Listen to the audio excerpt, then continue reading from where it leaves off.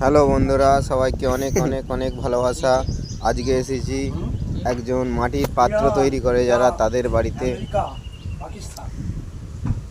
তার কাছ থেকে শুনলাম যেটা যে যে যন্ত্রটায় এই মাটির পাত্র তৈরি হয়, সেটার মাঝখানটা যে দেখতে পাচ্ছ, ওটা তৈরি হয় অনেক পুরনো তাল গাছের গুঁড়ির অংশ থেকে। আর বাইরের যে চাকাটা, সেটা লোহার খাঁচায় সেটা ঢালাই দিয়ে তৈরি করা আছে, এটাই বলল।